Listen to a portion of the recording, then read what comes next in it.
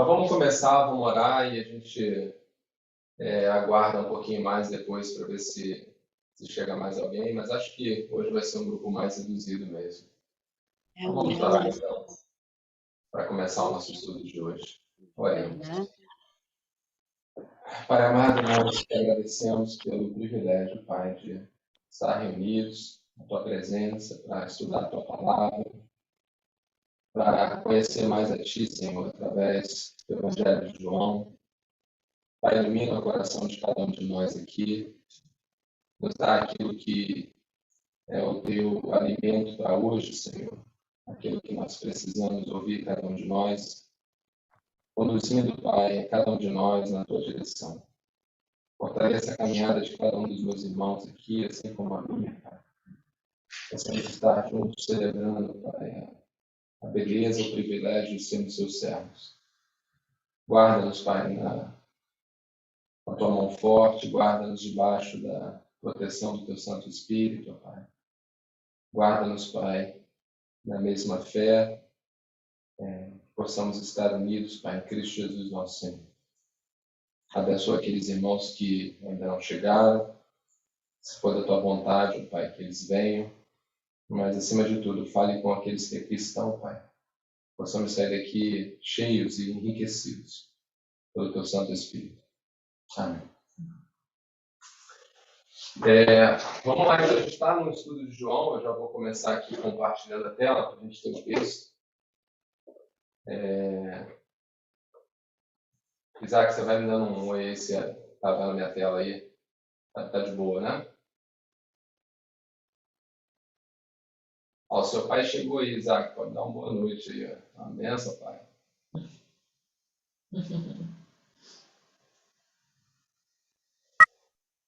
Boa noite, sou Francisco. Benção. Benção, meu sogro. Ó o vovô, Helena. Ó o vovô. A Helena, quando viu a vovó, deu um grito. Ela quer dar um grito do vovô também. Olha o vovô aqui, né? Vai começar. Então, vamos lá. Então, a gente está aqui vendo...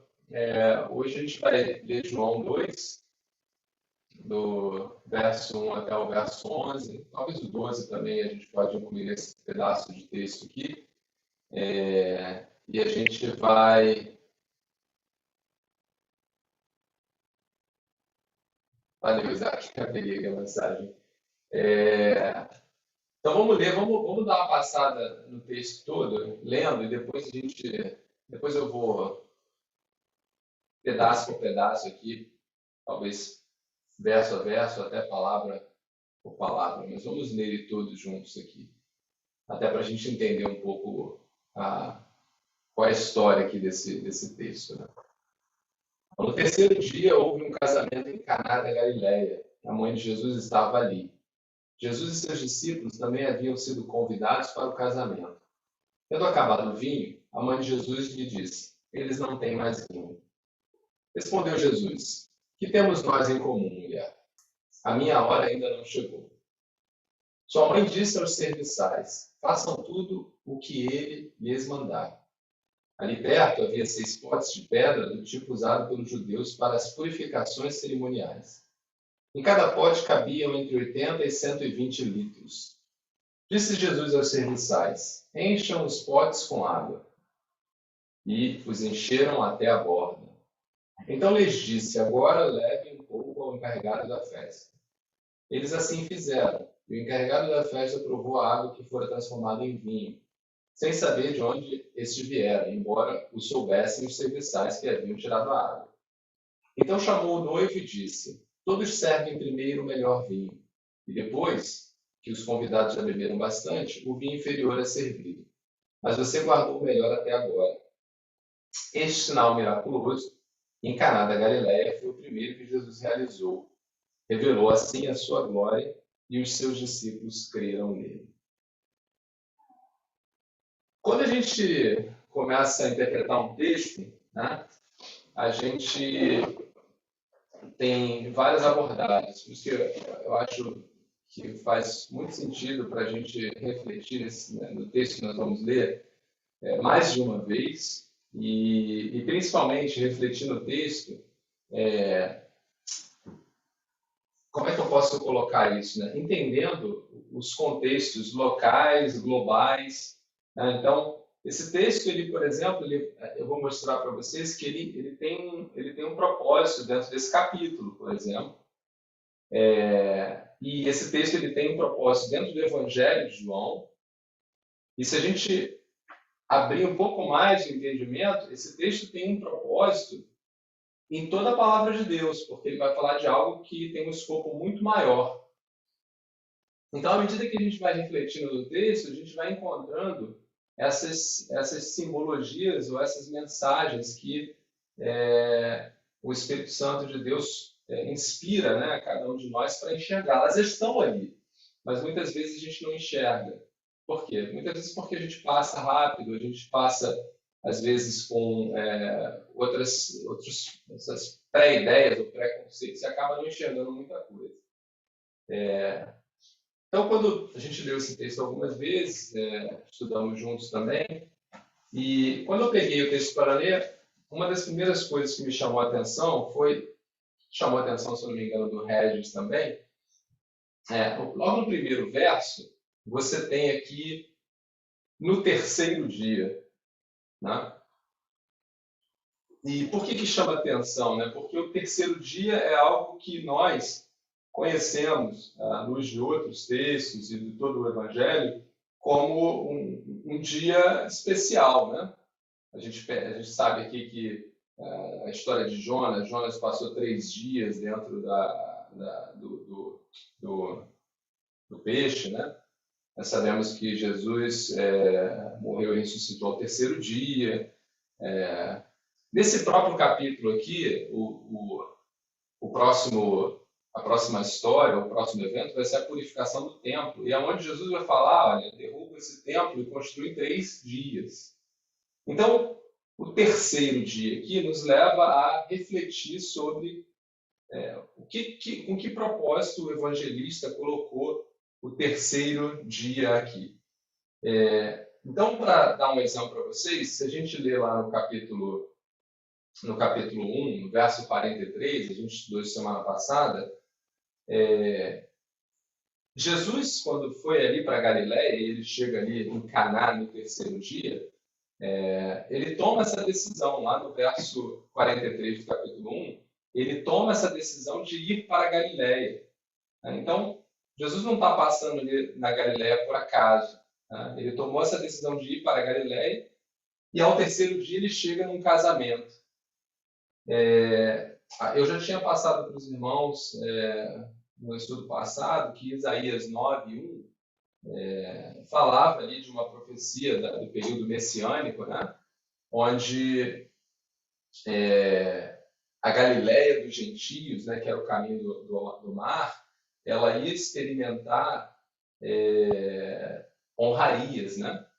Se a gente for ler lá em Isaías 9, verso 1, diz assim: contudo, não haverá mais escuridão para os que estavam aflitos. No passado, ele humilhou a terra de Zebulon e Naftali, mas no futuro honrará a Galiléia dos gentios, o caminho do mar junto ao Jordão. E aqui no próprio capítulo 2, no verso 19, a gente tem aquilo que eu falei, Jesus falando para os fariseus ali, né, destruam esse templo e eu reconstruo em 3 dias. Então, todos os sinais de Jesus e todos esses textos bíblicos, eles vão trazer para a gente, eles vão apontar para algumas verdades que muitas vezes a gente não enxerga quando lê uma única vez, mas quando a gente refina essa leitura, quando a gente adiciona nesse contexto outras experiências similares, a gente acaba descobrindo coisas interessantes. Eu vou falar hoje de 3 pontos que eu enxergo, três sinais, ou melhor, o sinal é um só, né? O sinal aqui apresentado é esse milagre da transformação da água em vinho. Mas esse sinal, ele pode apontar, ou ele aponta ao mesmo tempo para 3 imagens aqui que eu quero mostrar para vocês. E dentro dessas 3 imagens, uma delas, eu diria que uma imagem horizontal e duas verticais, ou seja, uma imagem em relação a Deus e seu propósito maior e uma imagem em relação a Deus no seu relacionamento com o homem. Como é que eu resumi? Eu vou explicar isso para vocês no caminho. Então, a primeira imagem é que nós somos todos convidados para as bodas do Cordeiro, né? E nós devemos nos revestir da sua santidade, da sua pureza. Então, eu entendo que o fato de Jesus estar aqui nesse sinal, nessa experiência, nesse casamento, nos remete às bodas do Cordeiro que são relatadas lá em Apocalipse. E um texto que a gente vai explorar hoje com isso, para ver isso também, é a parábola que Jesus conta a respeito do reino dos céus, lá em Mateus, onde Jesus começa a apresentar o reino dos céus como um rei que prepara uma festa de casamento para o seu filho. E aí ele chama os convidados, a gente vai ler essa parábola. Então eu entendo que esse sinal desse milagre aqui, ele aponta para ou faz uma referência a esse plano muito maior que somos nós hoje, nos preparando com a pureza de Cristo para esse momento, que é as bodas do Cordeiro, que João vai falar em Apocalipse. Mas, além disso, eu também vejo um outro sinal, que é a nova aliança que nós temos em Jesus, se sobrepondo às práticas ritualísticas e religiosas da velha aliança judaica. Mas que serve para a gente hoje também, né? Nos despirmos dessas práticas espirituais, religiosas e focarmos apenas em Jesus. A gente vai ver, eu vou mostrar nesse texto aqui, por exemplo, aquela passagem onde você vê ali, eu acho muito interessante, né? Jesus fala, o evangelista escreve, né? E encheram, né, os potes até a borda, né? Aquilo dá um entendimento para a gente, lembra que aqueles potes eram potes usados para purificações judaicas, purificações, cerimônias religiosas.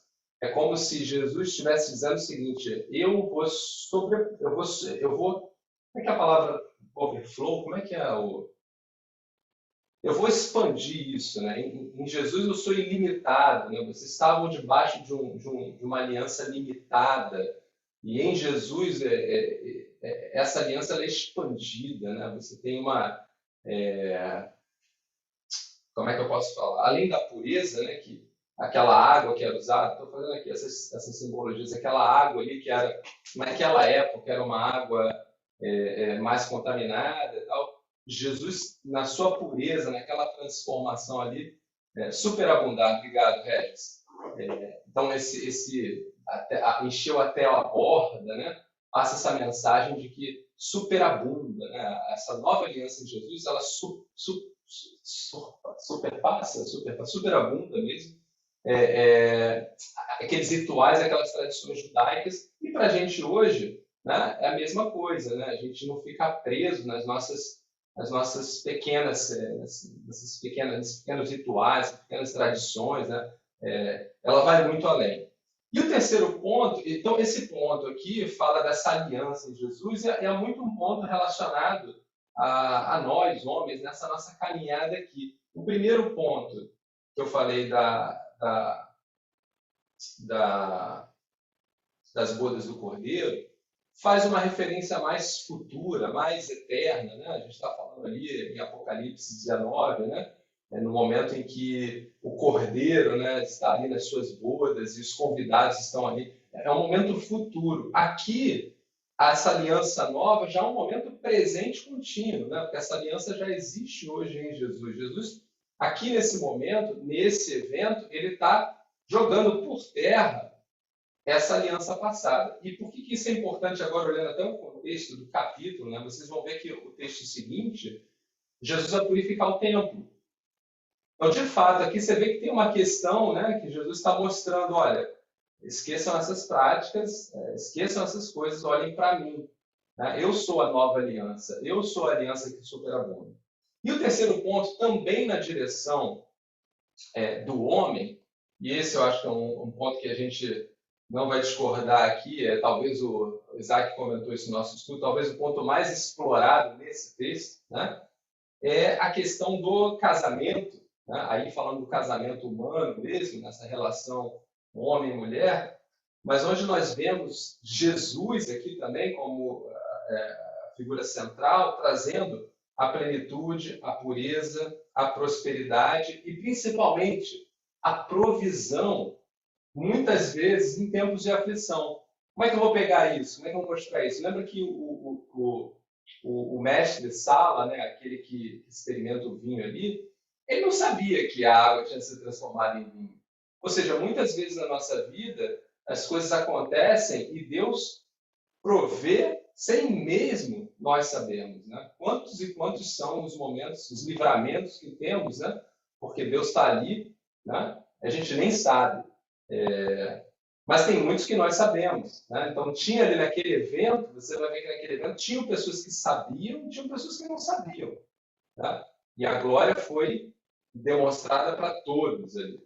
Então, esses vão ser os 3 pontos que a gente vai explorar, mas antes de chegar lá, eu quero ler um texto com vocês e depois a gente vai ler linha a linha, porque tem várias coisas interessantes nesse texto que eu quero explorar.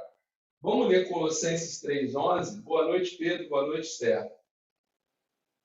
Eu quero ler esse Colossenses 3:11 porque ele resume bem o que eu estou querendo falar do ponto de vista das interpretações aqui, ou das inspirações. Todas essas inspirações, elas nos levam a Jesus na sua centralidade. O Colossenses 3:11 diz assim: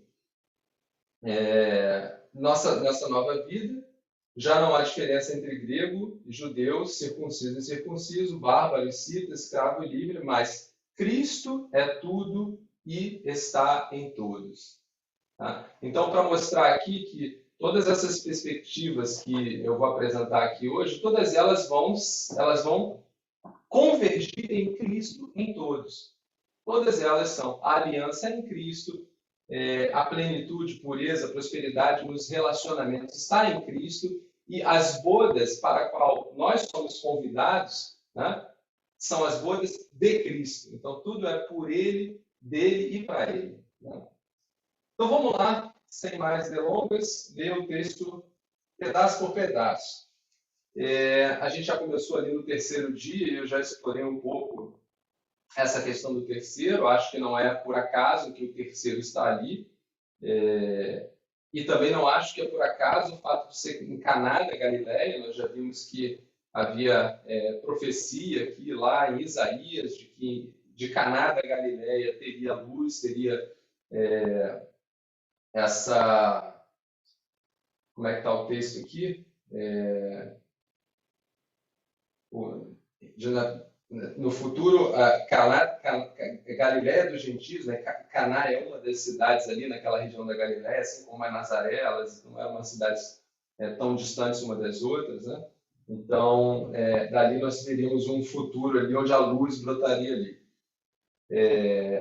Aí no verso 2, a gente continuando o texto, a gente lê lá assim: a mãe de Jesus estava ali, Jesus e seus discípulos também haviam sido convidados para o casamento. Aqui se a gente for entender, essas cidades que a gente está falando eram cidades pequenas, cidades sem muito significado. Lembram que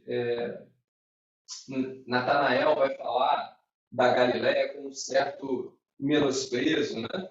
Pode vir alguma coisa boa de Galileia, não, perdão, de Nazaré, pode vir alguma coisa boa de Nazaré. Nazaré era mais uma cidade ali daquela região, são cidades pequenas.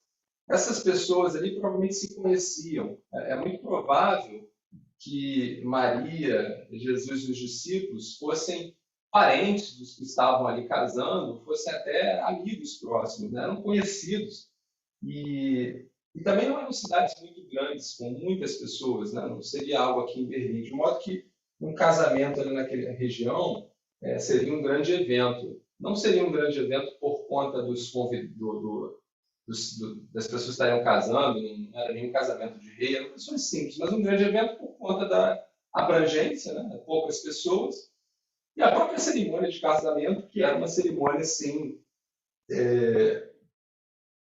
eu diria, uma cerimônia grande, uma cerimônia com um certo impacto. Então, o fato de Jesus estar ali com os discípulos e a mãe de Jesus, ao meu ver, é a proximidade ali, provavelmente parentesco. Mas o fato é que Maria estava ali, assim como os discípulos de Jesus. E aí, Maria, ela percebe no verso 3, né, tendo acabado o vinho, Maria, mãe de Jesus, vai a Jesus e diz, ó, eles não têm mais vinho. Talvez uma pergunta para a gente aqui é por que Maria vai a Jesus, ou como é que Maria tem essa informação? Né? Provavelmente, como eu falei, é possível que eram parentes e é possível que Maria estivesse, inclusive, trabalhando ali, né? Porque é ela quem, se a gente percebe na leitura do texto, é ela quem dá a ordem ali aos serviçais, né, para façam tudo que ele lhes mandar, no verso 5. Então, parece que ela tinha uma certa autoridade ali com os serviçais, né? Parece que ela estava no comando. Então, ela tem esse conhecimento de que o vinho acaba. E aí ela vai a Jesus. A pergunta que a gente pode fazer é por que ela vai, nesse primeiro momento, a Jesus? Né? Por que ela vai a Jesus? O texto diz, tendo acabado o vinho, a mãe de Jesus lhe disse, eles não têm mais vinho. Por que ela iria a Jesus? Tá? Será que ela, a gente discutiu um pouco, será que ela já sabia? Já tinha... lembra, esse é o primeiro milagre, o primeiro sinal. O que eu consigo pensar por isso é o seguinte. Bom, Jesus era o filho mais velho. Nós sabemos que Maria era virgem e deu à luz a Jesus sendo virgem. Logo, né, por consequência, Jesus era o filho mais velho. É provável que nessa época José não estivesse vivo, porque senão o texto, entendo eu, o evangelista, ele falaria, né, Maria, José, e é provável que José não estivesse vivo. Então, isso é uma teoria. E nesse aspecto, Jesus seria, dentro da cultura judaica, responsável pela sua mãe. Vocês lembram que na cruz, Jesus tem um momento que ele olha para Maria, né, e fala, mulher, eis aí seu filho, né? Filho, eis aí sua mãe. Né? Aquele momento, Jesus está como se ele estivesse delegando, né, para João o cuidado de Maria. João, cuide dela. Por quê? Porque as viúvas precisavam ser cuidadas. Então, o fato de Maria buscar Jesus ali pode ser simplesmente porque Jesus era o filho mais velho e ela ia pedir ajuda do filho mais velho. Agora, eu não acho que seja apenas isso, né? Porque Maria não era qualquer mulher. A gente sabe lá que, se a gente lê, e isso é uma coisa que a gente vai discutir mais à frente, mas se a gente lê lá em Mateus 28, no momento em que o anjo, Mateus 1, 28, né? No momento em que o anjo aparece para Maria, o anjo diz assim, alegre-se, agraciada, o Senhor está com você. E se você ver a resposta de Maria ao final do relato do anjo, no verso 38, Maria diz assim, ó, sou serva do Senhor, que aconteça comigo conforme a tua palavra. Você vê que era uma mulher devota e ela conhecia Jesus e já tinha algumas experiências com Jesus, então é possível que, não pelos milagres em si, mas pelos conselhos de Jesus, Maria enxergava Jesus já como alguém que tinha uma palavra de sabedoria. Então é possível que ela vai buscar Jesus por isso, não é muito certo, mas o fato é que ela vai a Jesus. E por que ela vai a Jesus com essa questão? Né? Porque para nós, na cabeça mais ocidental, acabar o vinho não parece ser algo muito grave. Tudo bem que não teria ali uma espeja, uma birosca para comprar vinho, né? Acabar o vinho ia dar ruim, mas por que acabar o vinho? Né? Por que isso é algo... Por que transformar... Por que esse primeiro milagre ele tem um simbolismo muito grande? E aí é importante a gente entender um pouco do casamento judaico. Eu confesso aos irmãos que eu pesquisei muito, porque eu não queria estar muito envolvido na história. Eu não acredito que a gente precise de tanta história assim para a gente poder entender o que a palavra está nos dizendo. Até porque a própria palavra nos faz entender que era algo preocupante. Tá?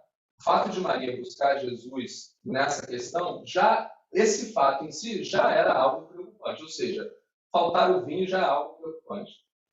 Mas para que a gente possa entender um pouco mais, o casamento judaico não é tão diferente assim como eu imaginava do nosso casamento. Talvez até na forma como as fases se desenrolam, ele até seja diferente, mas ele tem duas etapas. Uma etapa é muito semelhante ao nosso noivado, né? Essa etapa acontece quando há um pedido de casamento e um aceite por parte da família. E aí, a partir desse pedido até o casamento ser consumado, leva-se um tempo, né? E quando é que o casamento é consumado? Ele é depois da segunda fase, que é uma festa, é o chamado bodas, né? Então, a gente vai ver lá em Apocalipse as bodas do Cordeiro, é a fase da festa, é onde termina, né? Você tem a festa, e quando termina a festa, o casamento ele é consumado. Mas até ali ele não está consumado ainda. Existe um contrato, um compromisso, mas pode dar ruim no meio. E o que pode dar ruim no meio? Aí que vem a parte interessante. O noivado, na cultura judaica, é o período onde esse homem, que teoricamente comprou o direito de ter essa mulher, ele precisa mostrar para ela, para os parentes e para a sociedade que ele é capaz, que ele tem as condições de tê-la. Né? Em que sentido? Em todos os sentidos. Não só do ponto de vista material, mas emocional. E aí tem várias questões que eu acho bastante interessante. Uma delas, por exemplo, é ser capaz de receber os amigos e hospedar e ser um bom anfitrião. Esse é um sinal, por exemplo, de maturidade, de responsabilidade. Outro sinal é ser capaz de prover um lugar para que essa esposa possa morar. Então, existem vários sinais, por isso que levam um certo tempo, geralmente um ano, mas leva um tempo até que essa festa aconteça. E tudo isso está nas costas do noivo. A responsabilidade é do noivo. A festa é a responsabilidade do noivo. Então, o vinho, nessa questão, ele representa como se fosse o troféu, a última etapa. Né? O vinho, e principalmente o vinho bom, representa o seguinte: o vinho e a festa, né, recebendo, representa esse noivo se esmerou ao longo desse período, preparou tudo, preparou a celebração, é capaz de receber a todos os amigos e tal. O vinho não falta, de modo que o testemunho dele é um testemunho de quem pode sim casar com essa mulher. Tá? Então o vinho simboliza a fase final, mas também em todo, o conjunto da obra. Né? A gente vai ver na parábola onde Jesus conta o casamento, o rei buscando o casamento do seu filho. O argumento do rei para convidar é que ele matou bois, preparou tudo, é um banquete. É um banquete de casamento. É a mesma metáfora. Aquele banquete representa exatamente isso. Toda a prosperidade, toda a provisão, ela está lá.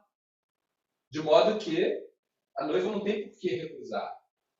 Os convidados não têm por que não aceitar esse testemunho. Está tudo lá.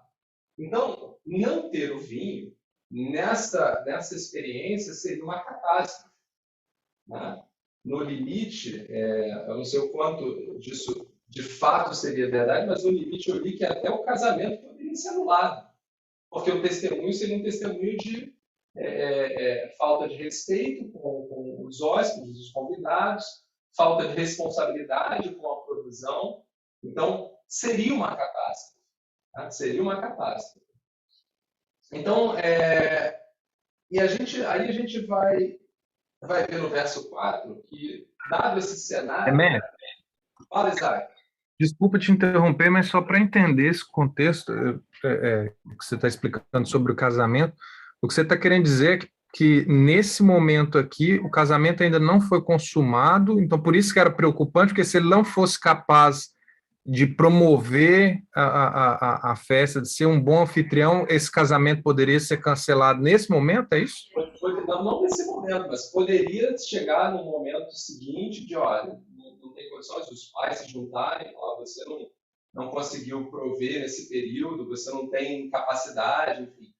Seria um testemunho, Isaac, acho que esse é o ponto, um testemunho de que esse noivo não foi capaz, no período do compromisso feito até a festa, honrar com aquilo que era esperado dele. Então, uma prova de honra, né? Você não teria sido honrado. E poderia, sim, dar uma anulação em alguma coisa que não seria um bom testemunho. Né? O ponto é, seria uma humilhação, uma ridicularização. Então, seria algo muito ruim. O ponto que eu quero fazer aqui para mostrar que o fato de ter sido a falta de vinho não diminui o que aconteceu ali. A falta de vinho não é um problema menor se a gente for ler esse texto e falar, poxa, mas é só a falta de vinho? Por que isso? Por que não foi uma outra coisa? Não, era que talvez a simbologia mais importante nesse contexto aqui para explicar o que estava em jogo. Né? A falta de vinho aqui simbolizava o todo, né? O resumo dessa ópera aí de casamento. Simbolizava todo esse esforço desse noivo, todo esse trabalho, toda a responsabilidade, toda a honra. Então, essa falta de vinho ali simbolizaria exatamente isso. Né? Então, seria decepcionante. E aí, no verso 4, você tem Jesus agindo com Maria, né? Repreendendo Maria. Com todo esse contexto, né? E aí Maria provavelmente ela está ali à frente. Né? A gente já falou ali que ela no verso 5, né? Como ela dá ordem aos serviçais, é possível que ela estivesse à frente. Né? Então, ela sabia.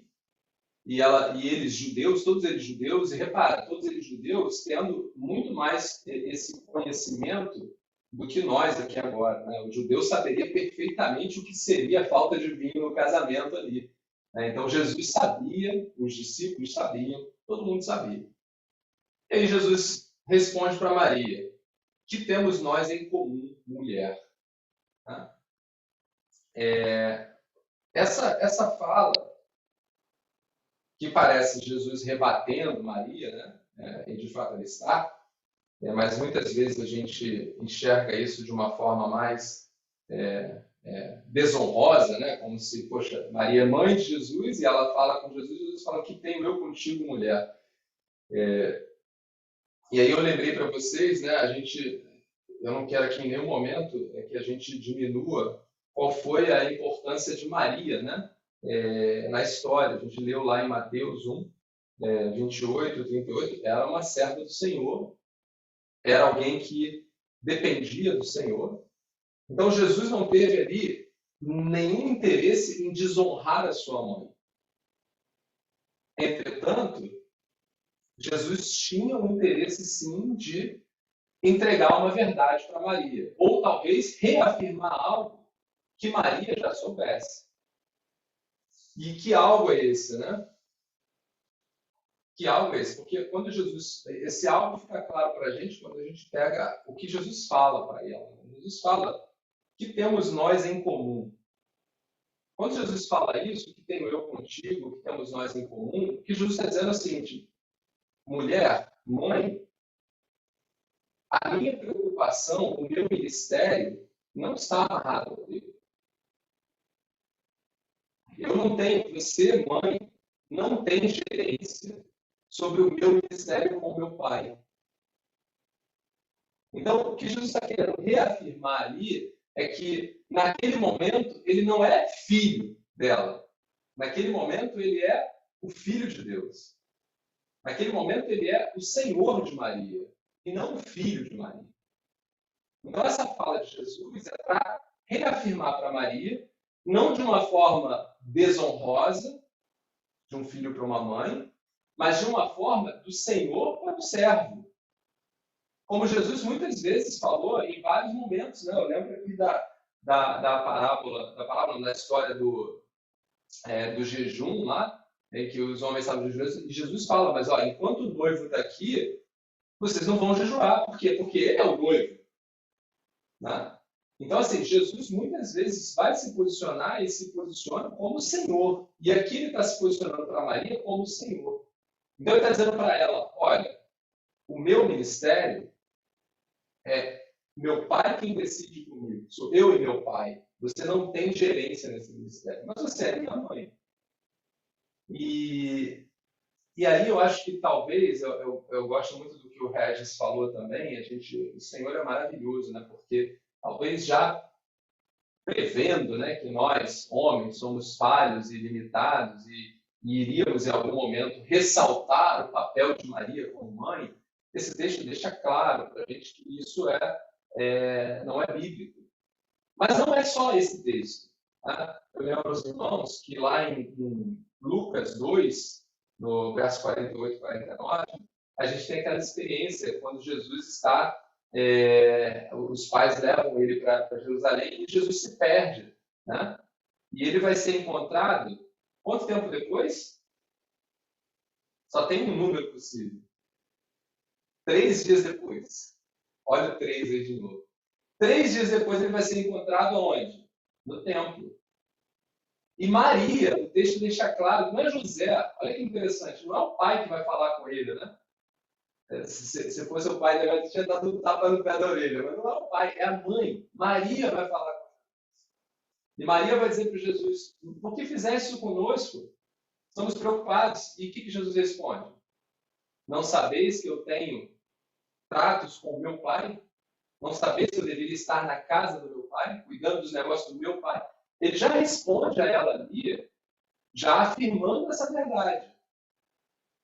Né? Ele só não falou mulher ali porque ele tinha 12 anos, né? Mas se fosse adulto, ele falou mulher. Você não sabe que eu tenho o meu ministério com o meu pai? E não só isso, a gente tem vários outros momentos. Eu já relatei um aqui, na cruz, onde ele olha para Maria e fala, mulher, aí está seu filho. João, aí está sua mãe, ou não sei como é que ele fala, irmão, aí está sua mãe. E tem também um momento onde Jesus está pregando, isso aí vai estar lá em Mateus 12, 46 a 50, que Jesus é abordado pelos discípulos e eles falam, Jesus, a tua mãe e teus irmãos estão aí. E ele olha e pergunta, quem são minhas irmãs e meus irmãos? E depois ele vai dizer, né? Quem faz a vontade do meu Pai, que está nos céus, este é meu irmão, minha irmã e minha mãe. Então, repara que fica claro para a gente que o que Jesus está querendo dizer para Maria é que, daquele momento em diante, ou sempre foi assim, a gente pode entender das duas formas, sempre foi assim, ele está reafirmando, ele está dizendo, pela primeira vez, daquele momento em diante, que a caminhada dele, o ministério dele, não tem nenhuma gerência de Maria mãe. Que ele é o Senhor. Então ele está afastando, está havendo uma ruptura. Ali é uma ruptura. E a gente acha que às vezes é rude ali por conta da linguagem, ele não fala mãe, mas ele fala mulher. Mas isso é muito mais uma interpretação nossa. Mas aí vem, no verso 5, o que é bastante interessante, Maria, sua mãe, disse aos serviçais, façam tudo o que ele lhes mandar. Olha que interessante, né? Eu até fiz essa pergunta para o pastor Bob, lá no evento dessa madrugada, na última, e eu também assisti alguns estudos. Do que eu assisti até hoje, nada me convenceu, e eu tenho aqui a minha interpretação para o que aconteceu aqui. Mas eu vou dizer para os irmãos o que eu já ouvi. Já ouvi que, olha, Jesus não atendeu Maria ali, mas estava, por coincidência, nos planos de Deus que aquilo acontecesse. Essa é uma teoria. A outra teoria bom, não lembro. Vou dizer o que eu acho que aconteceu aqui. Primeiro, eu acho que Maria, ela entendeu o recado. Entendeu que ela não estaria mais no comando. Por que eu entendo isso? Porque ela fala aqui no primeiro momento, ó, façam tudo o que ele lhes mandar. Eu diria que ela está dizendo o seguinte, olha, não é mais comigo, eu não tenho o que fazer, e a autoridade aqui agora é ele. Ele é a autoridade. E ela não está fazendo isso de uma forma insignificante, não. Ela está aceitando essa autoridade. Esse é o meu Senhor. E se ele é o meu Senhor, ele é o de vocês. Ele manda mais que eu. Então, daqui em diante é com ele. É possível que ela tenha entendido dessa forma e passa a autoridade para ele ali, para os serviçais. Um outro entendimento é que Maria nem entendeu o que Jesus estava falando e continuou, meio que naquela ignorância que é uma bênção, né? Eu não entendi o que meu filho está falando, mas eu sei que ele é capaz, faz aí. Mas um aspecto que eu acho mais importante de todos aqui, que é isso que eu quero expressar, é que Maria confiava em Jesus. De alguma forma, ela cria em Jesus. Porque ela passa o comando de um problema sério para Jesus. Ela diz para os serviçais: façam tudo o que ele mandar. Ela mostra aqui que ela agora depende dele. E principalmente se ela tivesse na responsabilidade dessa parte do evento, mais ainda, imagina, se somos nós, né? Tem algo pegando na nossa mão, algo importante, e aí a gente vai para alguém que diz: olha, o que eu tenho contigo, não é a minha hora, não é agora, eu por essa parte eu vou voltar lá, não é chegada a minha hora. Mas aí a gente toma a decisão: cara, mas eu creio que só você é capaz de resolver, então eu vou passar todo o meu comando para você. Eu não tenho como resolver e eu creio que você é capaz de resolver de alguma forma. Eu vou passar o comando para você. Isso me faz lembrar da passagem que a gente tem lá em Mateus 8, de 8 a 10. Uma passagem também bastante conhecida dos irmãos, é a passagem do centurião. Né? O centurião de Cafarnaum. Vocês lembram dessa passagem? Ele tem um servo que ele está adoentado e ele vai buscar Jesus, ele encontra Jesus e Jesus fala: não, eu vou lá na sua casa. E ele fala o quê? Não, senhor, minha casa não é digna. Não é digna. Minha casa não pode... Ele fala assim: Senhor, não mereço recebê-lo debaixo do meu teto. Um centurião romano, um testemunho aqui da sua própria vida. Né? Não mereço recebê-lo debaixo do meu teto. E aí ele fala assim: mas dize apenas uma palavra e meu servo será curado. Olha isso. Perceberam que aqui esse centurião, de uma certa forma, ele age bem parecido com Maria, ou Maria age parecido com ele, tipo: olha, eu não tenho condições e também não sou digno. Percebo a tua autoridade, percebo o senhorio e creio que se apenas disseres, será feito. O que Jesus vai falar para esse centurião? Ele vai dizer assim: digo-lhes a verdade, vai falar para todos, né? Não encontrei em Israel ninguém com tamanha fé. Então, eu creio que Maria, quando ela chega para os serviçais e fala: façam tudo o que eles lhes mandar, ela que dá um testemunho de crença, de obediência, de crença, um testemunho de fé. Olha, ele é capaz de fazer e eu creio que ele vai fazer. Não porque ela pediu, não porque ela tem gerência, não porque se pedir a Maria, Jesus faz, não por nada disso, mas porque ela tem fé em quem Jesus é. E aí, vou deixar aberto aqui para algum irmão fazer algum comentário nesse ponto. Digo que essa é a minha visão desse texto.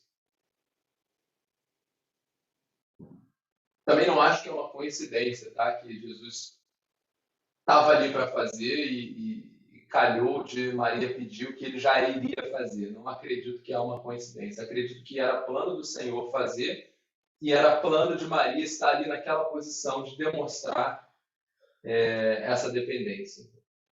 Eu acho que se foi dito, se Jesus falou até talvez de uma forma ríspida, eu acho que a linguagem corporal, se a gente tivesse essa noção, responderia muitas perguntas nossas.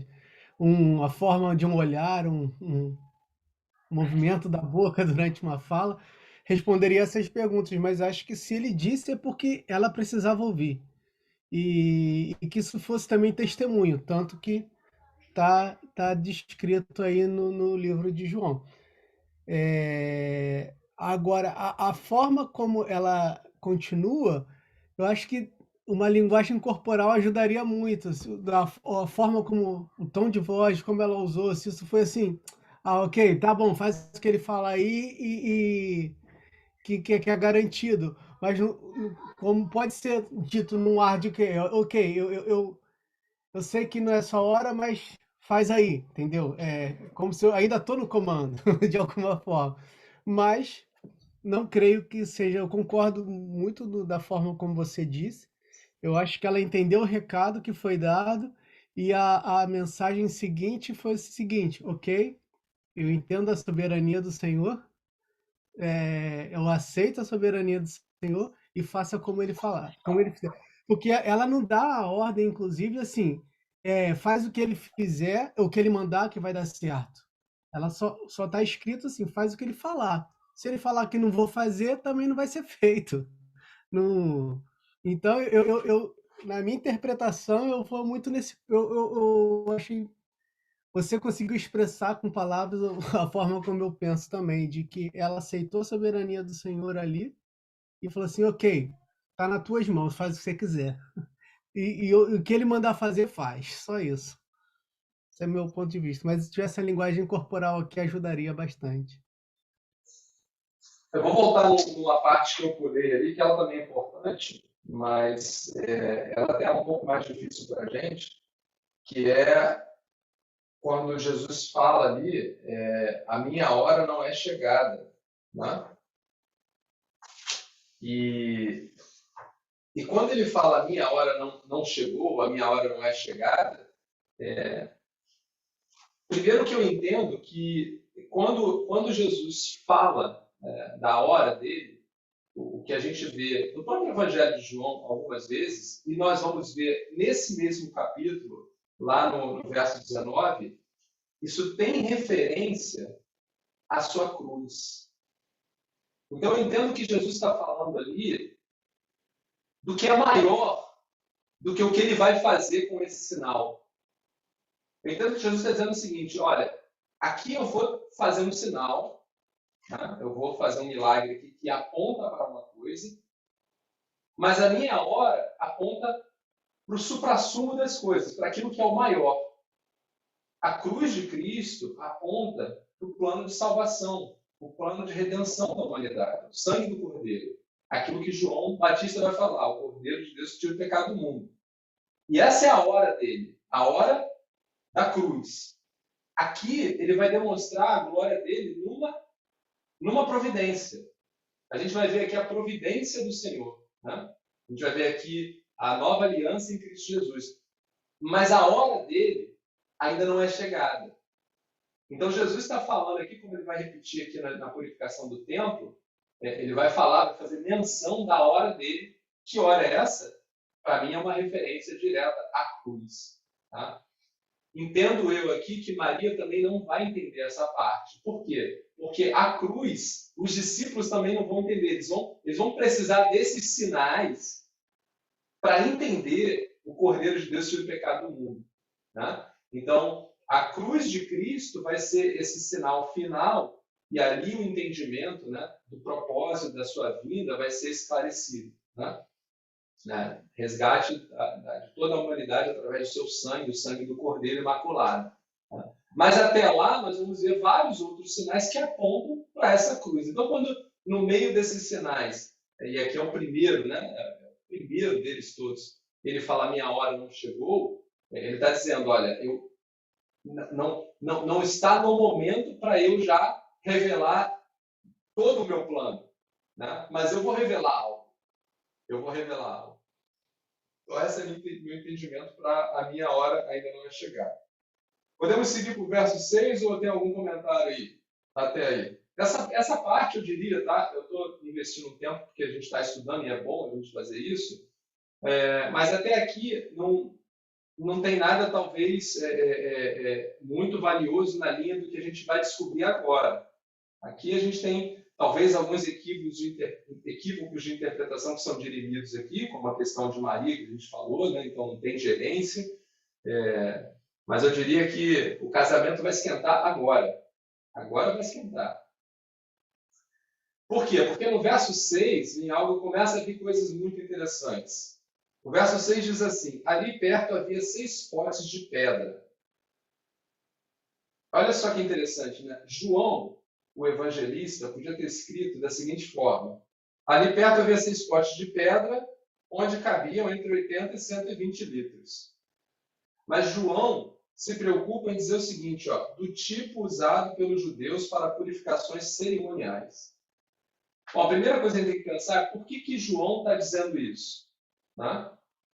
João está dizendo isso, obviamente, porque o leitor desse evangelho talvez fizesse, como assim, um casamento tem 6 potes de pedra que mantém mais de 600 litros, né? Que loucura é essa? Então, João está dando uma explicação técnica ali, olha, esses potes eram usados para cerimônias de purificação. Mas, ao mesmo tempo que João está escrevendo dessa forma, e a gente entende que João foi inspirado pelo Espírito Santo de Deus, a gente precisa pegar agora essa informação e entender por que foram esses potes usados por Jesus. Né? Será que foram esses porque só tinham esses? Ou será que esses potes, sendo usados, eles implicam numa informação que para a gente faz muito sentido? E eu creio exatamente nisso. Na verdade, se a gente pegar esses potes, eles eram usados para purificação em que sentido? Né? Nos rituais judaicos. Né? Os rituais de limpar os pés, limpar as mãos, limpar os utensílios. Né? Um ritual de se mostrar ali, após aquele procedimento, de uma certa forma purificado. Né? Tinha esse valor religioso. Né? Quando Jesus pega esses potes e usa, é como se Jesus estivesse ressignificando essa purificação. Né? E não só isso. Quando esses potes são enchidos, se a gente for avançar um pouquinho no texto, no verso 7, Jesus manda enchê-los com água, né? A mesma água que era enchida, usada para purificação, os serviçais enchem os potes até a boca. Né? E Jesus ainda assim executa o milagre ali. No meu entendimento, Jesus está ali dando uma mensagem em relação aos rituais e a tradição judaica, está jogando essas coisas fora, está dizendo, olha, não dependam mais desse pacto baseado na lei e rituais e tenham a dependência de vocês em mim. Porque a água da vida, o vinho puro, o pão da vida, todas essas coisas não vêm através da purificação de águas, de qualquer coisa que vocês fazem. Elas vêm de Jesus. Então, a gente vai explorar um pouco mais porque essa não é a única, vamos chamar assim, única pista para enxergar que há uma mensagem ali de substituição das alianças, mas é uma muito forte, onde Jesus pega algo que era usado pelos judeus para a purificação dos seus rituais e ali ele derrama, né, toda a sua glória, todo o seu poder, toda a sua divindade ali, transformando, né, e superabundando aqueles vasos ali com vinho puro. A gente vai falar um pouco desse vinho aqui, que é um vinho que é transformado ali naquele momento, é uma fermentação nova. Não é um vinho que está em odres velhos, né? Então, continuando ali no texto, eu queria ler para vocês Jeremias 31, 12, eu vou usar isso mais lá na frente, quando Jeremias está ali, né, numa profecia messiânica, né, falando do dia do Messias, está falando do tempo do Messias, do reinado do Messias. Olha o que Jeremias vai escrever, ó. Eles virão e cantarão de alegria nos altos de Sião, ficarão radiantes de alegria pelos muitos bens dados pelo Senhor, o cereal, o vinho novo. Então, o vinho novo é uma representação também das bênçãos do Senhor no reinado do Messias, na vinda do Messias. Então, repara, ali nós temos quem nessa festa de casamento? O Messias. E o que ele está trazendo como bênção ali? O vinho novo. Então tem uma simbologia ali da nova aliança, a aliança no Messias, né? A lei ficando para trás e tudo agora no Messias. Continuando, a gente já falou lá no verso 7, né, que eles encheram até a borda, e para mim também isso aqui é João de novo, João evangelista, né, observando ali até a borda. O que João está querendo dizer com isso? Né? A primeira coisa que eu acho que ele está querendo enfatizar ali é que não havia espaço, né, ali naqueles potes para nenhuma mágica, para nenhuma... Era comum na época os judeus misturarem vinho com água, até para diluir um pouco o vinho, porque vinho puro ia ficar todo mundo bêbado, né? E a gente sabe que lá em Atos, lá, lembra? É falado isso, né? As pessoas achavam que aqueles homens, né, que haviam recebido o Espírito Santo estavam embriagados, né? Porque as pessoas de fato se embriagavam. Ao mesmo tempo, misturar o vinho com água na época era uma forma de também purificar a água, né? Mas encher até a borda significa não havia espaço ali para nenhuma mágica. Era água só até a borda. E Jesus transforma tudo aquilo em vinho.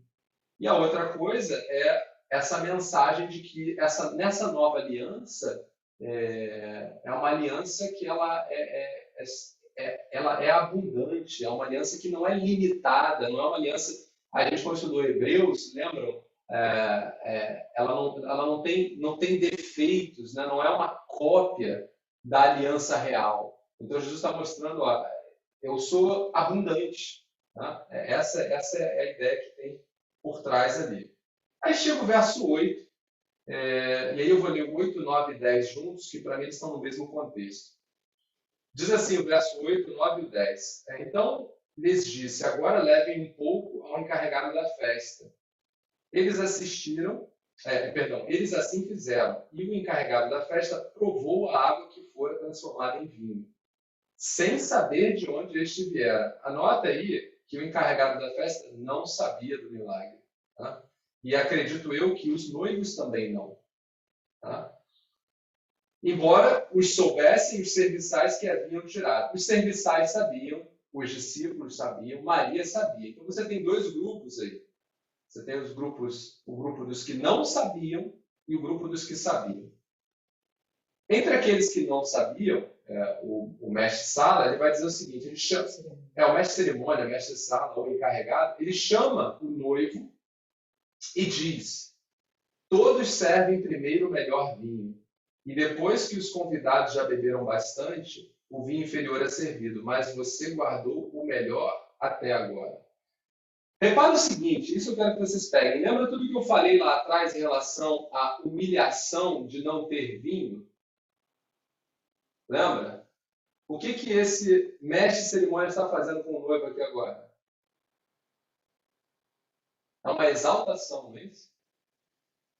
Perceberam antes a humilhação, agora a exaltação.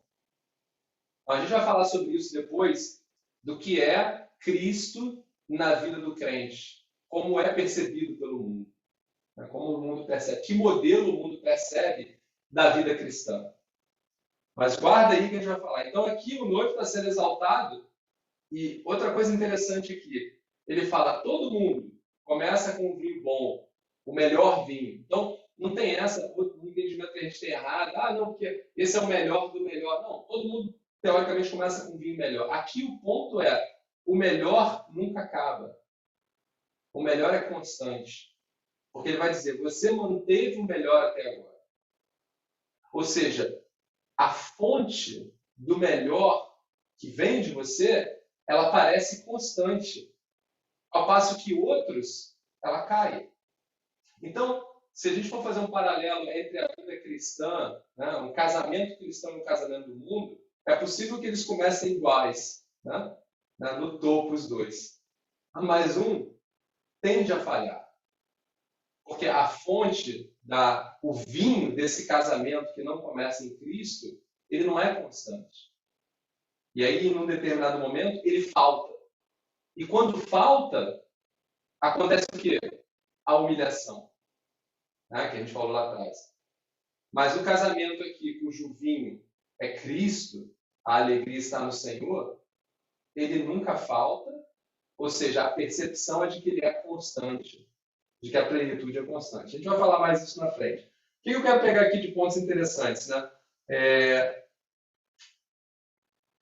Aqui, o noivo, provavelmente a noiva, o mestre de cerimônia, alguns convidados, porque o texto não fala aqui se todos viram esse milagre, o texto fala de quem viu o milagre. O texto fala que os serviçais viram, Maria e os discípulos. E os discípulos, inclusive, no verso 11, viram e creram. Então, eu assumo que os outros não viram. Mas, com certeza, o mestre não viu, porque o texto deixa claro, João Evangelista deixa claro, ele não sabia que a água havia sido transformada em vinho. E eu acho esse um ponto interessante, porque a gente vê que, na vida, Jesus fez esse milagre aqui, e esse milagre, que é um milagre de provisão, né, ele abençoou aqueles que eram dele, ali, os discípulos, aqueles que estavam vendo, mas também abençoou aqueles que não estavam vendo. Repara que o milagre, ele abençoou todos. E é interessante que muitas vezes na nossa vida, né, a gente não percebe as ações, como eu estava falando no início, do Senhor na nossa vida. Muitas vezes a gente percebe. Só nós sabemos aquelas ações que são diretas providências de Deus na nossa vida. Tenho certeza que todos nós aqui temos experiências, nós sabemos, olha, aqui somente o Senhor. Mas quantos não são os momentos na nossa vida que o Senhor age, né, sem o nosso entendimento, nós não compreendemos, mas Ele está agindo. Tá? E aqui essa figura do serviço, do mestre, aqui para mim representa isso, os momentos onde a nossa vida vai por caminhos onde ela não tende a dar errado, mas o Senhor com a sua mão forte segura. E a gente nem... É por isso que Paulo diz, né, sejamos gratos em todos os momentos, né, porque há vários momentos onde nós somos ali cuidados, separados, guardados, e a gente não tem nem conhecimento do que está acontecendo. E aqui no verso 11, continuando, vem o propósito pelo qual Jesus vai fazer esse milagre. Jesus faz esse milagre para demonstrar a sua glória. Para quê? Para que, em vendo essa glória, os discípulos creiam. Semelhantemente a nós, para que a gente veja isso aqui, a gente creia. Então, o verso 11 diz, esse sinal miraculoso em Caná da Galileia foi o primeiro que Jesus realizou, revelando assim a sua glória, e os seus discípulos creram nele. Mas repara, João chama isso de sinal, né? Então, esse sinal ele aponta para alguma coisa. O que Jesus estava revelando aqui, dentro da sua glória? O meu entendimento é que Jesus revela que é a provisão, a glória da provisão, o Deus que provê. E aí eu tenho essas três reflexões que eu queria fazer muito rapidamente aqui. A primeira é essa com uma visão mais futura, né? Que é a vida com Deus na eternidade, que eu chamo aqui, ó, somos todos convidados para as bodas do Cordeiro e devemos nos revestir da sua santidade e pureza. O que eu quero dizer com isso? Eu quero ler com os irmãos rapidamente. Eu vou pedir alguém que leia para a gente, que leia rápido e com uma voz assim.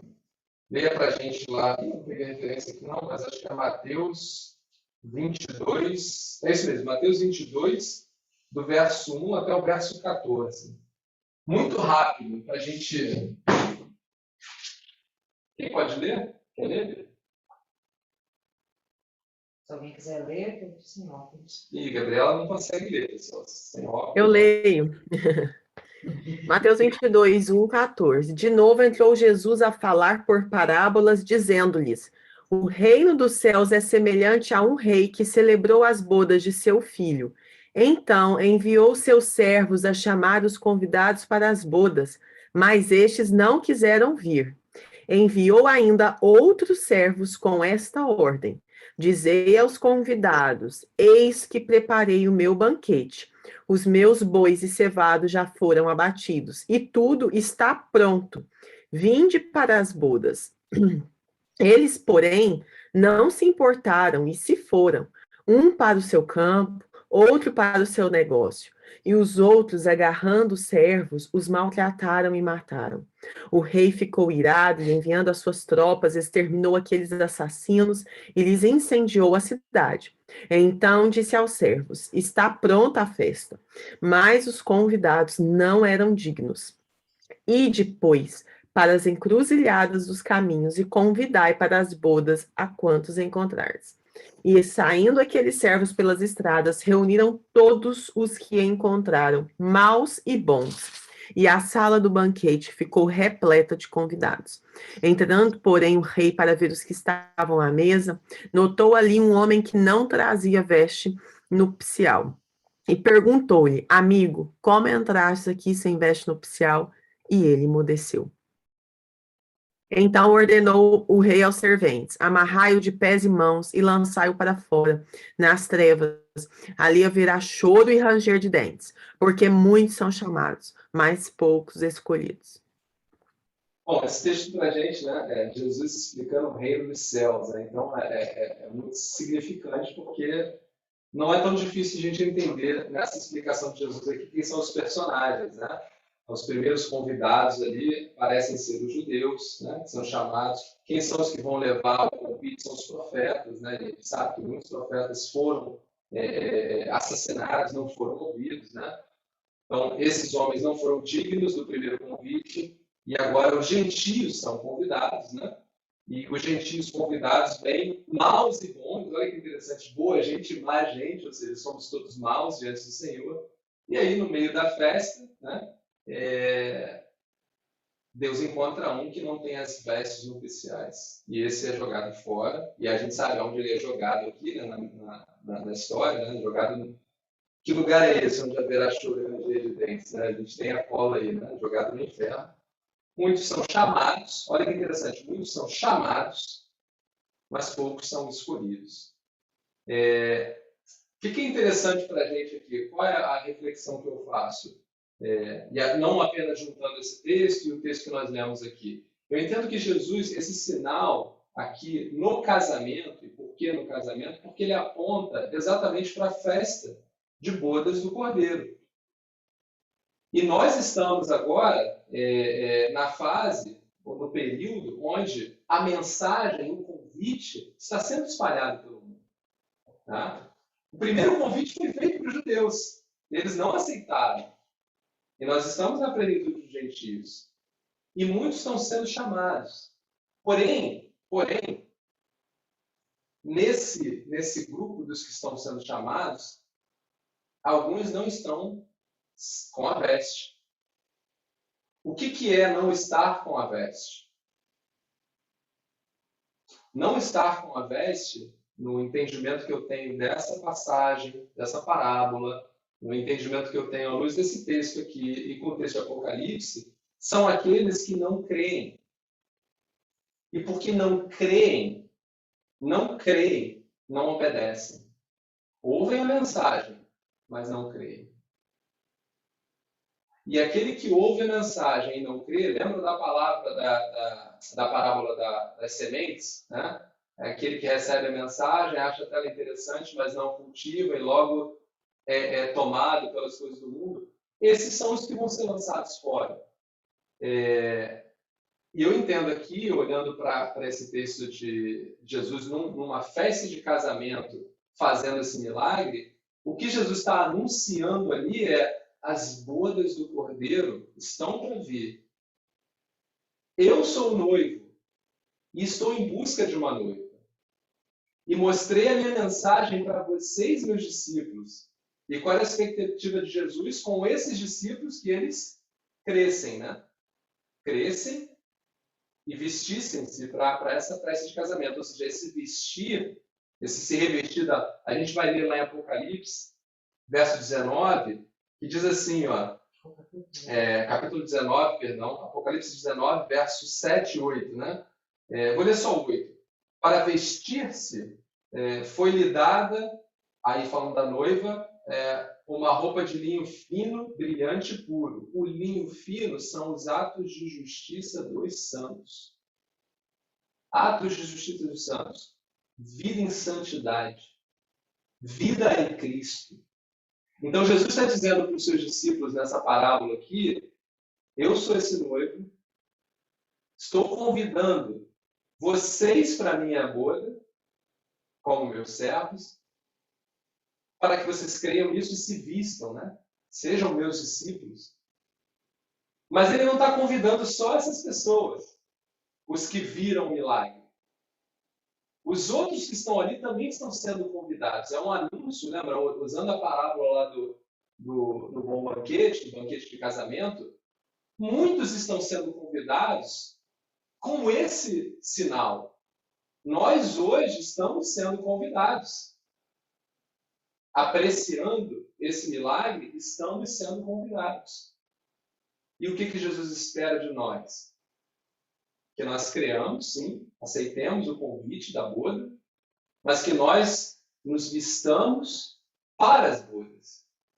Então, é uma mensagem para mim direta aqui, né, de aceitar, crer em Cristo e viver a vida cristã. Né? É viver a vida em santidade. Então, essa primeira interpretação. A segunda fala mais agora das provisões. Tá? As provisões enquanto ainda estamos aqui. As provisões para os servos enquanto eles ainda estão nesse plano. Lembra, na primeira a gente fala das bodas, né? Essas bodas vão chegar, se preparem. Mas enquanto estamos aqui, há um momento de provisão. E a primeira provisão é a nova aliança em Jesus. Para mim também é uma mensagem clara que Jesus está dizendo aqui, falando contra a igreja instituída da época, né? Mas fala para a gente hoje, né? Abandonem, né, a crença e fé de vocês em rituais e religiosidades e dependam plenamente de mim. É isso que ele está falando aqui. Então, por exemplo, o sinal ali de Maria, quando ela diz faz tudo, para mim, nesse momento, Maria está dependendo de Jesus. O texto que eu li aqui para vocês mais cedo foi o texto do... Não li isso, não. Por que eu entendo que Jesus está falando aqui, fazendo um paralelo, né, dele como a nova aliança em relação à aliança antiga? Se a gente continua nesse capítulo, a gente tem no verso 14 a purificação do templo. Né? Para quem lembra dessa história aí, é quando Jesus ele entra no templo e ele percebe o que o homem havia feito por conta da sua religiosidade. Eu vou ler rapidamente para vocês aqui no verso 14 do capítulo 2 de João. No pátio do templo viu alguns vendendo bois, ovelhas e pombas, e outros assentados diante de mesas, trocando dinheiro. Então ele fez um chicote de cordas e expulsou todos do templo, bem como as ovelhas e os bois. Espalhou as moedas dos cambistas e virou suas mesas. Aos que vendiam pombas disse: tirem essas coisas daqui, parem de fazer da casa do meu pai um mercado. Então, repara, Jesus aqui nesse momento, ele está dizendo, olha, vocês passaram do ponto, vocês não estão no caminho por conta da visão equivocada que vocês têm, né, do reino dos céus. Vocês estão baseados em rituais, vocês têm uma religiosidade que é externa, mas não é interna, vocês não amam a Deus verdadeiramente. E a gente vai ver essa constante no ministério de Jesus, né? A gente vai ver Jesus batendo muito fortemente nessa aliança passada, que era muito meritocrática, baseada em trabalhos, baseada numa coisa externa. E Jesus está falando, eu sou o pão da vida, eu sou o vinho novo.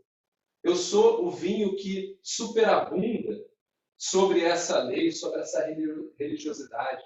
A gente vai ver que no decorrer desse texto aqui, Jesus vai falar, dê-nos um sinal, ele vai falar, derrubem esse templo e eu reconstruo em 3 dias. Ele vai falar dele próprio. Ele vai falar dessa aliança nele, como filho de Deus. Então, essa é uma terceira interpretação. Uma segunda interpretação. E a terceira e última, que é uma que é muito usada, eu acho ela boa também, ela fala a respeito do casamento. Ela fala dessa relação homem e mulher no casamento, onde Jesus aqui é a plenitude, Jesus é a pureza, Jesus é a prosperidade, Jesus é a vida no casamento. E talvez, acima de tudo, Jesus é a provisão nos tempos de dificuldade. Então, o que isso significa? Como eu já li para vocês lá em Jeremias, né?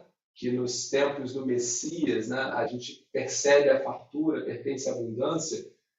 Se a gente enxerga esse texto aqui à luz da dependência do Senhor, a gente percebe que nessa dependência, esse casamento, essa união é abastecida pelo Cordeiro. Né? Porque quem abasteceu aqui, quem mostrou toda a plenitude, toda a prosperidade e, principalmente, no tempo da necessidade, a provisão. Não foi o noivo, não foi o mundo, foi Cristo. Né? Então, na visão desse casamento aqui, a figura central que mantém a união dos dois membros aqui, o noivo e a noiva, a figura central é Cristo. Vendo eles ou não, não crendo, eles precisam crer, porque Cristo não vai atrás. Eles observando a ação direta de Cristo nessa vida, nesse relacionamento, ou não, se esse casamento é alicerçado em Cristo, se é um casamento que depende de Cristo, Cristo vai atuar nele, provendo plenitude, pureza, prosperidade, vendo os membros ou não. nós percebendo diretamente ou não. Tá? Então, essas são, a gente pode, não hoje, porque o tempo já é muito, explorar vários elementos aqui do texto à luz dessas 3 vertentes, sendo que a primeira, para mim, me parece... todas as 3 são muito válidas e importantes. Eu não quero diminuir uma pela outra, porque eu vejo, como eu falei lá, usei aquele texto de Colossenses para a gente entender que tudo está em Cristo, para Ele e por Ele, então todas elas vão levar a Cristo. Então, a dependência que nós temos que ter num relacionamento em Cristo, ela precisa ser uma dependência total, e essa dependência total nos leva a Ele, né? Nos leva a termos um relacionamento íntimo com Ele, nos afastarmos, né, dessa como é que é self-righteousness? Autojustificação, né, por meios de religiosidade. Se a gente depender de nós, dependemos de nós. Fala, Isaac. Justiça própria, né? Isso, largarmos essa justiça própria e dependermos do Senhor, né, em humildade o tempo inteiro, ou seja, a aliança é em Cristo Jesus, não é através dos meus... A salvação é em Cristo Jesus, a salvação é pela graça, né? E finalmente, temos a consciência, e acho que esse é um ponto importante, temos a consciência que estamos sendo convidados, e muitos de nós hoje já são até mensageiros, né? A gente pegando aquela parábola lá do banquete de casamento, somos muitos nós, aqueles que levam os convites. Estamos muitos hoje, por misericórdia de Deus, levando convites, mas ainda assim somos convidados. Eu queria ler o finalzinho daquele texto para os irmãos, que diz assim, que é lindo demais. Fala assim, no verso 9, Apocalipse 19, verso 9. E o anjo me disse, escreva, felizes os convidados para o banquete do casamento do Cordeiro. Felizes os convidados para o casamento do Cordeiro, para o banquete de casamento do Cordeiro. Então, nós somos hoje muitos aqueles que levam o convite, né? Estamos, enquanto levamos o convite, também nos vestindo, né, da roupa que representa os atos de justiça, né? E esse dia da consumação, lembra que a gente falou do casamento, Isaac? Você até perguntou, então o casamento é consumado, né? Esse dia da consumação vai chegar. Ele vai chegar. A gente vai chegar, nós sabemos a história, Nova Jerusalém, aquele dia onde todas as lágrimas... Esse dia vai chegar. Esse casamento vai chegar. Então, para mim, Jesus, nesse evento, ele está iniciando essa festa de casamento. Ela já está, esse período de convidar as pessoas de levar, está acontecendo. E vai ter a grande festa no dia. E depois a gente pode falar mais de casamento judaico, que é bem legal, que tem lá um templo aberto, onde a noiva e o noivo precisam estar embaixo, e aquilo representa Deus sobre e toda a comunidade de cristãos ao redor, enfim, tem toda uma simbologia também. Mas é isso. Comentários, dúvidas, se eu souber alguma coisa eu falo. Eu gosto de ficar linkando, né? Porque a gente sabe que o texto ele foi escrito todo sem capítulos, sem versículos.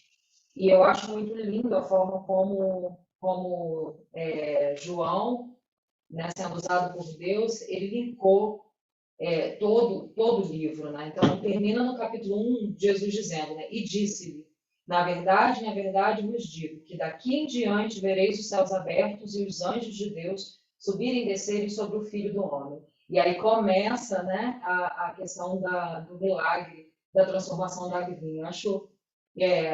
Começa o ministério, começa a mostrar. Ele termina o capítulo 1 dizendo que de agora em diante, na minha versão ARC, né, vos digo que daqui em diante vereis os céus abertos e os anjos de Deus subirem e descerem sobre o Filho do Homem. E aí ele começa toda essa história, e depois a gente tem a continuação do capítulo 2 também, que é linda.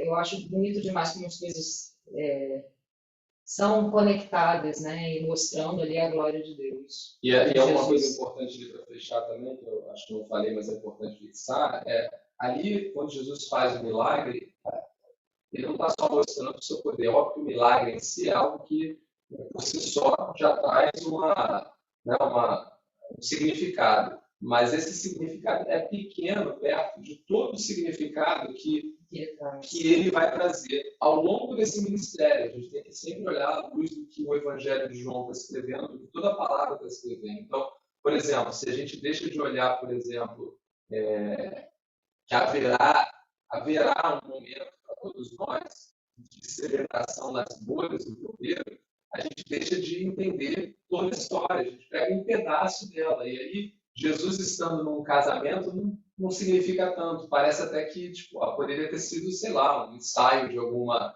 escola da época, a gente acaba entendendo que poderia ter sido qualquer evento. Eu não acredito que foi qualquer coisa. Eu não acredito que o primeiro milagre sendo feito num casamento foi por acaso. Eu não acredito que ele foi ali para Galileia, ali em Caná, por acaso. Eu não acredito que ele foi no terceiro dia por acaso. Então, eu acredito que essas coisas dizem para a gente algo. Então, é importante a gente ter a história inteira, porque aí você consegue ver esses detalhes. Então, o milagre foi um milagre, mas não foi somente um milagre, foi um sinal, né, de algo maior.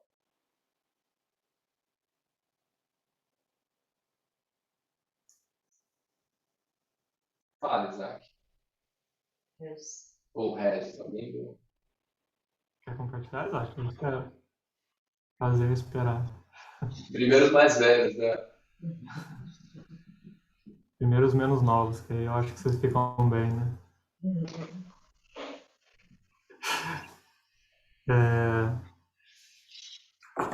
Me chamou a atenção essa questão de como era o casamento, essa preparação para um teste da pessoa do noivo, né? Se ele seria capaz de prover, se ele teria qualidades morais, né? Tudo isso. E o teste para o noivo dos noivos, para o noivo celestial, de um certo ponto de vista, ele é muito mais rígido, porque a gente está pensando na eternidade, né? No ponto aqui da Terra, por pior que seja um casamento, no pior dos casos, na hora que a pessoa morrer, acabou o sofrimento, né? Então é sempre limitada por um tempo, né? E Paulo ainda fala que a nossa leve e momentânea tribulação, ele fala disso, né? É tudo pequeno e temporário, se comparado com a eternidade. Então, se o noivo terrestre ele tem que ser capaz de suprir para sua noiva durante esse tempo que eles vão estar casados, que é metade de uma vida, talvez, o noivo celestial ele tem que ser capaz de prover para a eternidade, né? Exato. E que maravilha, que provedor que nós temos, né? Porque aquela mesa, talvez a mesa mais abastada da história da humanidade, na mesa de Salomão, descrito nos livros históricos, né? De Samuel. Talvez Primeira Reis que a gente vê quando a rainha de Sabá vai visitar Salomão, a gente vê a mesa dele falando da maravilha. Aquilo é só um símbolo do Rei dos Reis, né? Salomão simbolizando o Rei dos Reis. E é maravilhoso que a própria comida sobre a mesa também é um símbolo do verdadeiro alimento, né? Que nos alimenta eternamente, que é o pão da vida, que é Jesus. Por isso nós temos plena certeza que estamos supridos, né? Ele já falou, quem beber dessa água jamais terá sede. Ele já prometeu, nós já temos bebido dessa água maravilhosa e comido desse pão maravilhoso. E interessante que tudo isso é falado ao longo dessa história, tudo isso é contado, né? Então, se a gente junta tudo, a gente percebe essa provisão eterna, né? Sim. E quanto ao caráter dele, né? A prova do caráter, né? Como é o caráter do nosso Senhor? Isaías fala, ele é maravilhoso. Infelizmente, a gente perdeu o peso dessa palavra, porque a gente chama várias coisas de maravilhosas hoje, né? Mas talvez essa palavra deveria ser só para ele, né? Porque é o jeito que Isaías chama ele. Maravilhoso, né? Conselheiro, príncipe da paz, pai da eternidade. Né? Qual é o caráter dele? Qual é o caráter lindo do Senhor, né? E então, assim, o Senhor, ele passa, né, com folga em todos os testes que podem ser feitos como noivo. Ele é o noivo do perfeito, né? Mas aí tem uma questão, né? E a noiva, né? Porque a gente não falou da noiva, a gente só falou do noivo, que ele tem que ser capaz disso, daquilo, mas e a noiva? Talvez naquele tempo não tinha problema nenhum para a noiva, ela não era avaliada, mas o Senhor é muito relevante isso, porque senão vai ser um sofrimento eterno para ele, né? Se a noiva dele for inadequada. Aí eu queria só rapidamente ler 2 versículos com os irmãos. Romanos 7, 3. Romanos 7, 2 e 3 fala assim: Ora, a mulher casada está ligada pelo marido enquanto ele vive, mas se o mesmo morrer, desobrigada ficará da lei conjugal, de sorte que será considerada adúltera, se vivendo ainda o marido, unir-se a outro homem. Porém, se morrer o marido, será livre da lei, e não será adúltera para contrair novas núpcias. Aí, em Jeremias 2, fala assim, portanto, Jeremias 2:9, portanto, ainda pleitearei convosco, diz o Senhor, e até com os filhos de vossos filhos pleitearei. Passai as terras do mar de Chipre e vede, mandai mensageiros a Quedar, e atentai bem, e vede se jamais sucedeu coisa semelhante. Houve alguma nação que trocasse os seus deuses, posto que não eram deuses? Todavia o meu povo trocou a sua glória por aquilo que é de nenhum proveito. Espantai-vos disto, ó céus, e horrorizai-vos, ficai estupefatos, diz o Senhor, porque 2 males cometeu o meu povo. A mim me deixaram um manancial de águas vivas, e cavaram cisternas rotas, que não retêm as águas.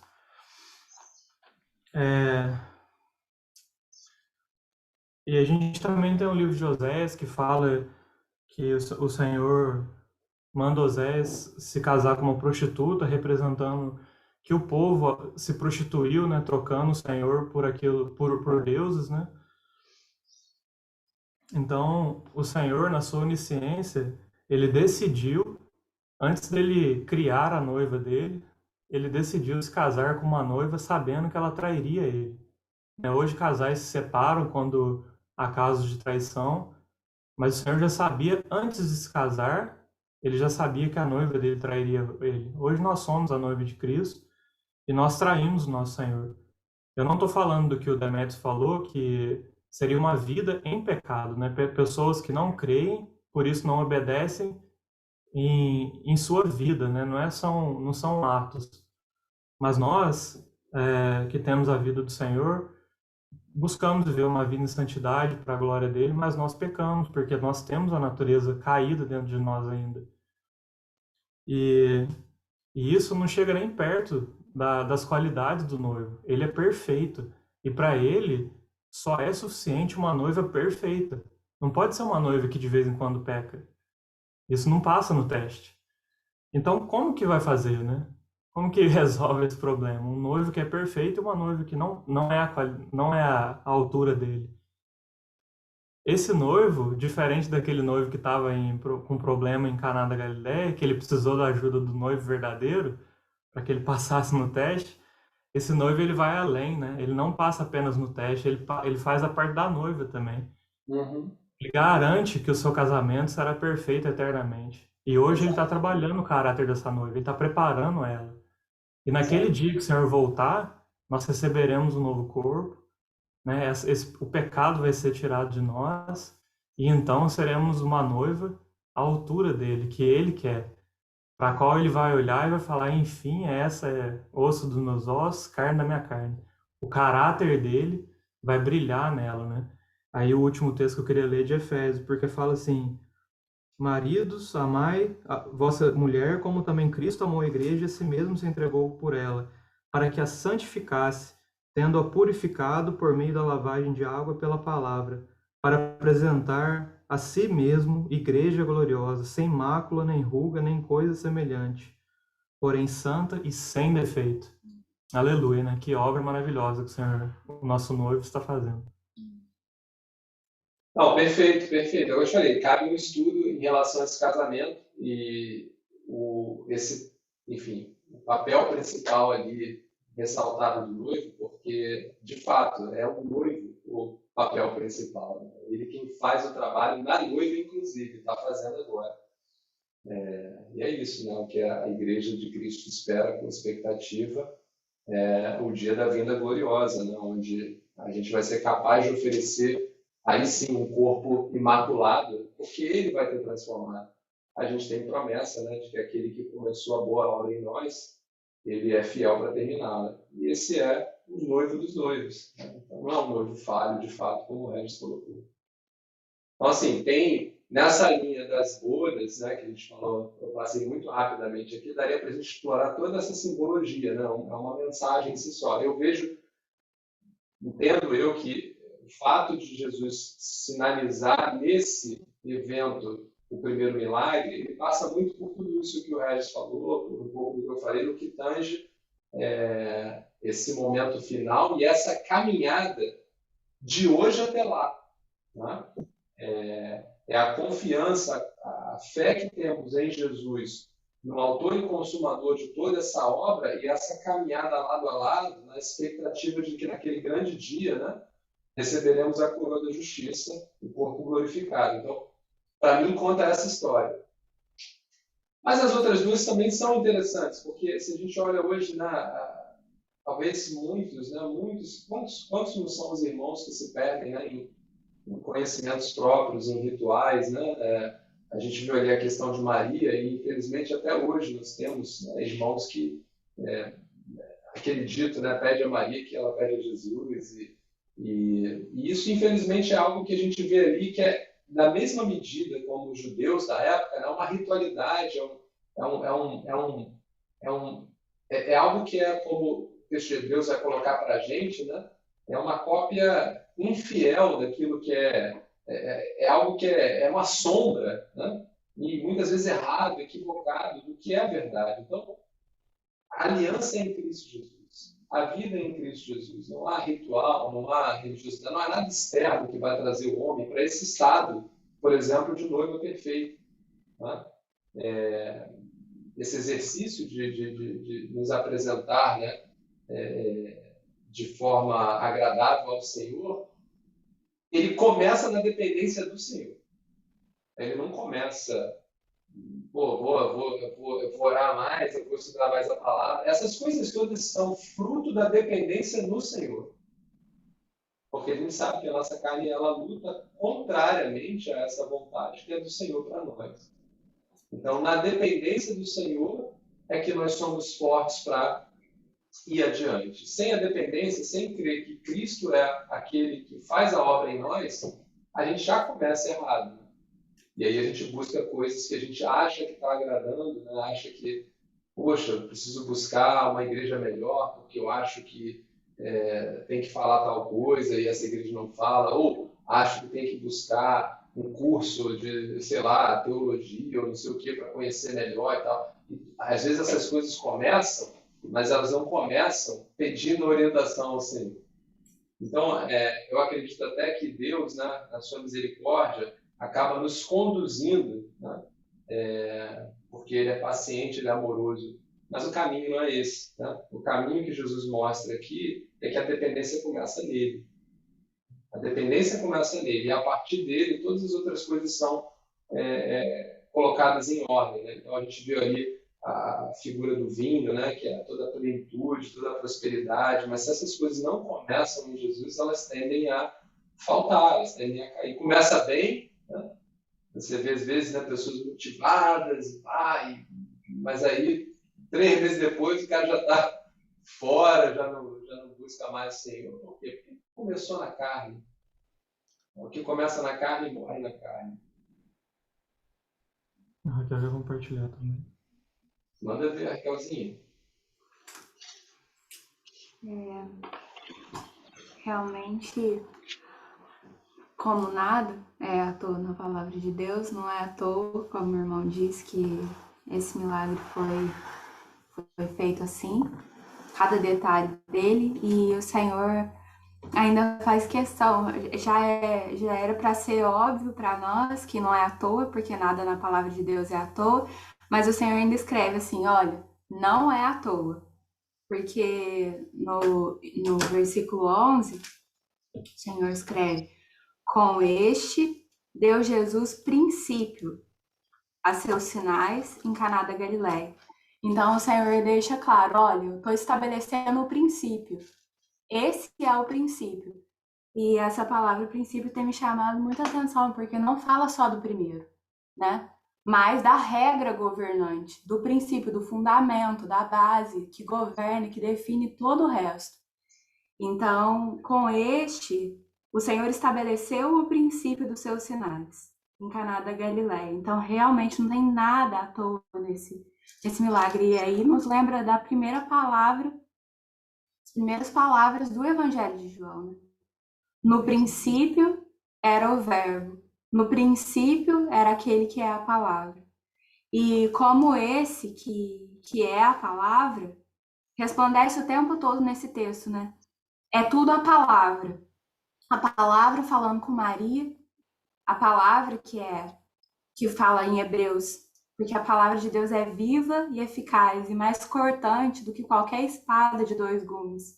E penetra até o ponto de dividir alma e de espírito, juntas e medulas, é apta para discernir os pensamentos e propósitos do coração.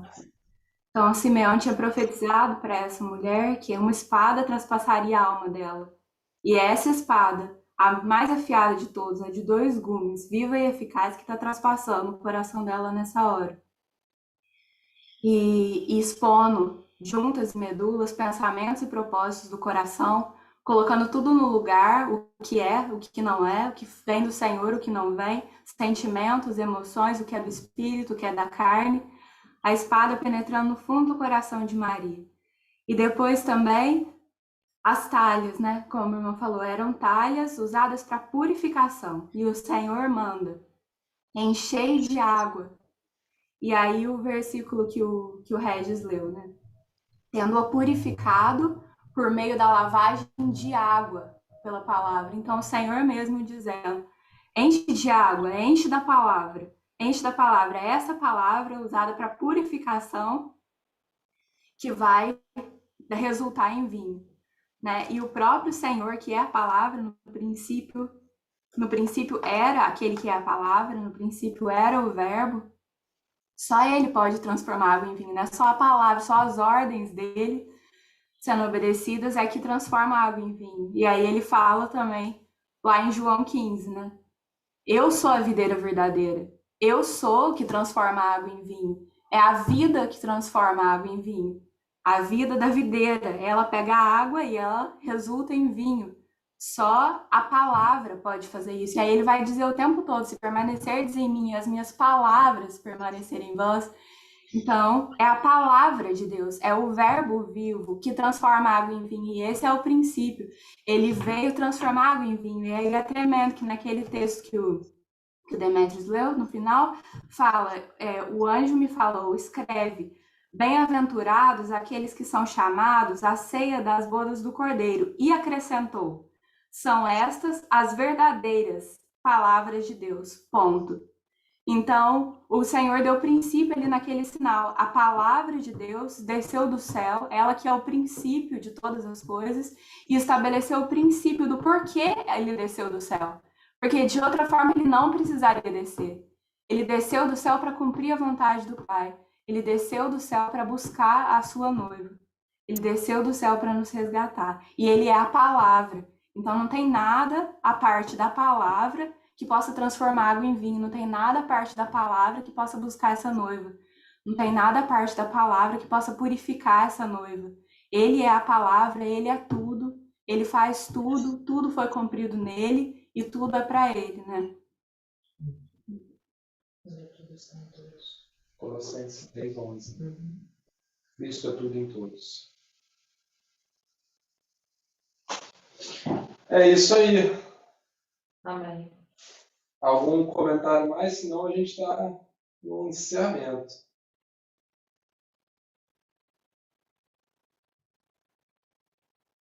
Então, ó, foi muito bom estar com vocês, brincar com vocês, mas está na hora de encerrar. Acho que hoje a gente não tem nenhuma musiquinha, mas deve ter comidinha lá. Eu não vi, o Felipe já foi. Eles caíram. Deve ter tido. Ele teve que desconectar, ele mandou mensagem e pediu para avisar que ele teve que desconectar. Ah, depois ele vai comprar online. Isaac, hora de dar tchau pro papai lá, Isaac. Mamãe. Ele quer falar alguma coisa aí. Minha mãe tá com um negócio aí no É emoção, Zé. É Não, acho emoção. que ela fez algum procedimento no dente. Tá mudo aí, a senhora tá falando aí, tá mudo. Tem que desmutar, tirar o. A Andy também, eu queria falar só um olá, se ela estiver escutando. Olá, minha irmã. Oi! E aí, cara? Quanto tempo? Eu posso. Olha, a Isaac parou na hora aí. Você viu, né? Já Agora merece. sim, Joana. Vamos ver. Agora sim, eu tô falando assim, é porque eu fiz implante, aí tô aproveitando e pôr no gelo aqui. Aí, ó. Achei que era a emoção de ver o filhão ali, ele tava chorando assim, meu filho, meus netos. Ó, Antônio. Mamãe, vem dar comida! Antônio, é vovó aí? Ó, Antônio. Benção, vovó. Vem ser vovó. Abençoe, meu filho. Show de bola. Olha lá, tia também, olha de gente. Quem mais O tem tio lá? Regis, a tia Raquel. Não dá para você ver a Noemi, mas ela tá lá também. Tio Demetrius, tia Gabi. Tonho! Terzinha, Andy. Bom ver Falar um vocês por aqui. negócio, cara. Essa história de sair da Alemanha é complexo. Se não fosse o Regis aí para dar uma força. Meu irmão, eu tô fazendo um quadro de tarefas do que tem que ser feito para sair da Alemanha. Eu tô mandando carta até pro Papa já. Aí não funciona. Aí não funciona. Meu irmão, é oração, carta né, para Deus? Deus e o mundo. Meu irmão, é a loucura. Aí veio um amigo e falou: achei que era só enviar o e-mail. Eu até anotei aqui embaixo do quadro para não esquecer a frase. Achei que a Bimeldo era só enviar o e-mail. Se não fosse o Regis para dar uma força aí, ó. Regis, tô te devendo, Regis, vou te falar. Meu irmão. Essa semana o Pedro perguntou assim, se eu já tinha ouvido falar de descadastro policial. Eu falei, irmão, acho que esse aí você vai ter que fazer um crime bem caprichado para você conseguir, viu? Eu nunca ouvi falar desse aí, não.